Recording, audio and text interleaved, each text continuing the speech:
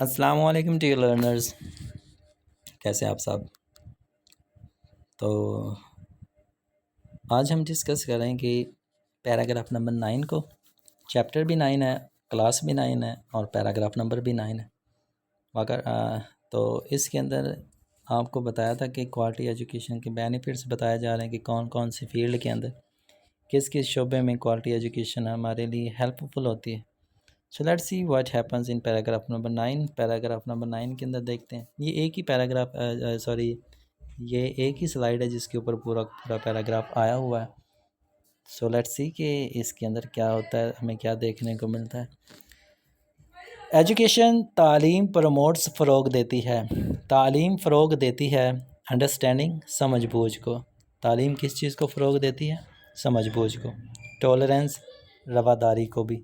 تعلیم سمجھ بوجھ، رواداری کو فروغ دیتی ہے، اینڈ رسپیکٹ اور احترام کو، عزت کو۔ فار ڈائیورسٹی، متنوع، فوسٹرنگ، فروغ دینا، پیسفل، پرامن، کو ایگزسٹنسز، باہمی بقائے باہمی، ان میں ڈائیورس، متنوع سوسائٹیز، معاشروں میں۔ تعلیم سمجھ بوجھ، رواداری اور تنوع کے احترام کو فروغ دیتی ہے، متنوع معاشروں میں امن، بقائے باہمی کو فروغ بھی دیتی ہے۔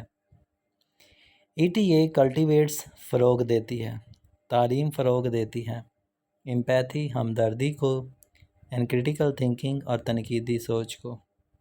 تعلیم ہمدردی کو اور تنقیدی سوچ کو فروغ دیتی ہے۔ انیبلنگ، قابل بناتی ہے انڈیویژولس، افراد کو، اور افراد کو قابل بناتی ہے ٹو انگیج، وہ مصروف ہوں، وہ شامل ہوں۔ کنسٹرکٹیولی، تعمیری طور پر۔ ٹو میں ڈیموکریٹک، جمہوری پروسیس، عمل میں، جمہوری عمل میں، یعنی ریزالو اور حل کرتی ہے کانفلکٹس، تنازعات، پیسفلی، پرامن طریقے سے۔ یہ ہمدردی اور تنقیدی سوچ کو فروغ دیتی ہے، لوگوں کو جمہوری عمل میں تعمیری طور پر شامل ہونے اور تنازعات کو پرامن طریقے سے حل کرنے کے بھی قابل بناتی ہے۔ سو دس واز پیراگراف نمبر 9۔ تو اس کے اندر آپ کو پتہ چلا کہ کس طرح سے یہ لوگوں کے اندر جو تنوع چلتا ہے، ڈائیورسٹی چلتی ہے، اس کو ختم کرتی ہے ایک اچھے طریقے سے، اور کس طرح سے ہم پیسفل زندگی گزار کے افراد کو اس طرف لا سکتے ہیں۔ So each and everything is being discussed in paragraph number 9. So thank you so much for your time. Thank you so much for watching this video. Thank you so much once again.